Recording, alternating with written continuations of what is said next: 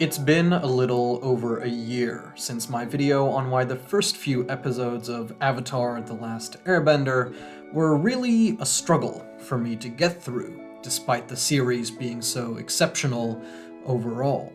Well, the series' sequel, The Legend of Korra, hit streaming in Australia a few weeks ago, so I was finally able to watch it for the first time. And the one big difference that really stood out to me was how much stronger a start The Legend of Korra had. Though the series as a whole had almost the opposite pacing issues to The Last Airbender, with Korra's episodes delivering plot at a lightning pace, the pilot sets up the world of the show in a far more engaging way. Despite including far more complex concepts and characters than the ultimately very simple Fire Nation bad, The Legend of Korra gets its narrative off the ground much more effectively. Not only is the pace of this first episode spot on, it also sets up the character journey and thematic arcs that will remain with us through the whole show. In doing so, Korra's pilot isn't just great relative to The Last Airbender. It's one of the best pilots I've seen for any series, period. And it's not just me, random YouTube man, saying that. After the pilot was produced and presented to Nickelodeon executives, their reaction was to immediately greenlight all 4 seasons of the show. That is how strong of an introduction it is. So let's take a dive into just what it is that makes The Legend of Korra's pilot so special. The easiest point to cover is that unlike Aang in Avatar, Korra isn't reluctant to start her hero's journey as the Avatar. There are no detours to do some koi fish riding or taking a tourist trip to go hang out with an old friend. Korra embraces her role as the Avatar and is eager to go out into the world, especially because we're shown early on just how cooped up and sheltered she's been her whole life. Where Aang takes the better part of 4 episodes to truly accept his responsibility and journey as the Avatar, Korra accepts the call from the start. I'm the Avatar! You gotta deal with it! By the mark of 6 minutes and 45 seconds, she's telling Tenzin that she's ready to go. And then 2 minutes later, after Tenzin pushes back on that idea, she's packing up to leave the Southern Water Tribe. It took all of 8 minutes for her to get going on her adventure. Not only does this make for fun viewing, it ties directly both into Korra's character arc through the series, as well as the show's wider themes. But we'll get back to those later. The second reason Korra's pilot stands out is how well it sets up its setting of Republic City. Not only do returning viewers who loved the first Avatar get a quick info dump at the start, but we also spend most of the 20-minute episode experiencing the city like Korra does, for the first time. First, even before we've seen it, Tenzin describes the city as unstable. This primes us to have our guard up when we first arrive there with Korra. It also starts to build the upcoming conflicts that will be with us for the rest of the season. Then Korra arrives, and we truly see the scope of the city. It is a massive metropolis, unlike anything we've seen in the world of Avatar before. And while it's beautiful and impressive, its size has also made people, well, like how people are in a big city. I don't have any money. Then what good are you to me? This ultimately leads Korra to the vagabonds in the park, who don't have a home and who aren't legally allowed to fish for food. And when she does try to do some fishing to feed herself, she's chased away by the law of the city. She then meets the Equalists, who rightly point out the deep inequality inherent to the world of Avatar. In a world where a chosen few can wield immense elemental powers, and in fact, a city where the police force is made up almost entirely of metal benders, where does that leave those who don't have powers? They simply can't keep up. And then to prove that point, we see organized criminal benders taking advantage of the regular people of the city. Or as Korra puts it to Tenzin after her first big day out, I saw a lot of the city today, and it's totally out of whack. Not only does this episode effectively introduce us to everything we need to know about Republic City, it also ties incredibly well to the themes that are most important to the character of Korra, as well as to the show overall. Like Republic City, Korra is a character who is out of balance. As I mentioned before, Korra starts her adventure quickly. But this is not just a good pacing decision for the story, it's actually also a character choice. From the start, we're shown how excited she is to get out into the world, and that she is far more in touch with the physical and combat aspects of being the Avatar than the spiritual and emotional ones.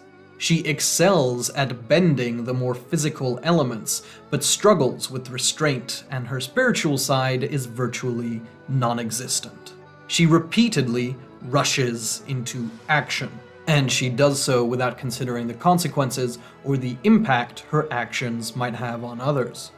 The pilot shows us this when she takes on those criminal benders. In doing so, she ends up causing far more damage than they ever would have, and that's something she's reprimanded for in the next scene. You can't just waltz in here and dole out vigilante justice like you own the place. She is too eager to get involved in the world's conflicts and start knocking heads together. And that gung-ho attitude means that she's lost sight of what it means to truly be the Avatar.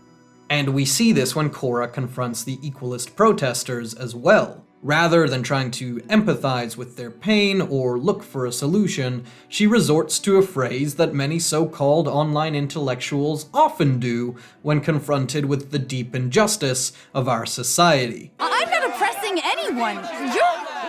You're oppressing yourself. That didn't even make sense! Yikes. To Korra, being the Avatar just means that she gets to beat up the bad guys. But the true purpose of an Avatar is not to resolve conflicts through their martial bending skills. Rather, it's to bring balance to an imbalanced world. And that theme of balance is one that will carry through this and every season of The Legend of Korra. Whether it's Korra's own internal struggle to find that balance within herself, or the various villains of the show who each uniquely reveal a different, imbalanced aspect of the world. By setting this overarching theme down from the very first moment of the show, The Legend of Korra's emotional highs and lows feel that much more resonant throughout, even if the actual plotting and pacing feels much looser than the original Avatars.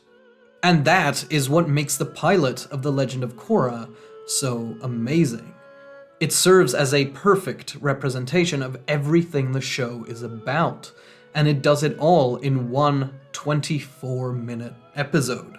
We're introduced to our main character, and we see the beginning of her arc. We're introduced to the setting, and we see the various conflicts brewing within. And we're introduced to the thematic journeys that will remain with us through all 4 seasons of the series. It is a tour de force of a pilot, and you won't find many like it.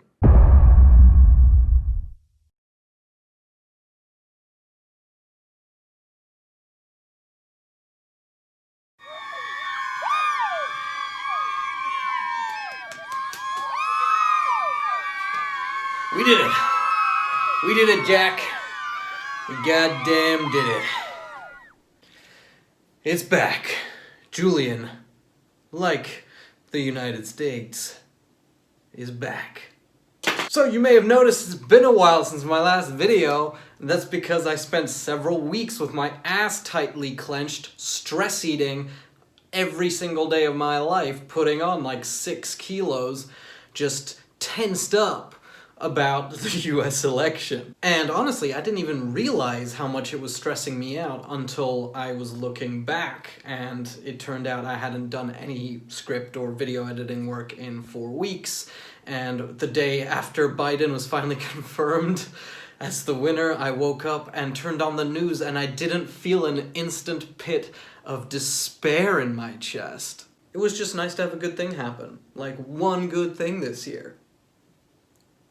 Thank you. And if you're asking, Julian, you live in Australia, how does what happens in America affect you? Why do you care? Well, put it this way. The very minute Biden was confirmed as the next president, our prime minister here started getting asked much tougher questions about his policies on climate change than he has been at any point in the Trump presidency. Because that's a thing with America. To a lot of other countries, like Australia, it is seen as a trend setter. So what America does, other countries do. If America is taking climate change seriously, other countries do. If America is selling fucking national parkland to oil development companies, well then Scott Morrison brings a lump of coal into Parliament and says, "Don't be afraid, it's the future." That is an actual thing that happened. That's not an exaggeration, he did that. Point being, I feel much brighter, I feel much happier, and I am just plain old relieved. And the work isn't done. Biden sucks. Like, honestly, he's not that great. He's an 80-year-old man's version of what a progressive person is. So, like, he was progressive in the 60s. But hey, the fascist is out, and the words climate change and COVID response are being used in political circles again. So, you know,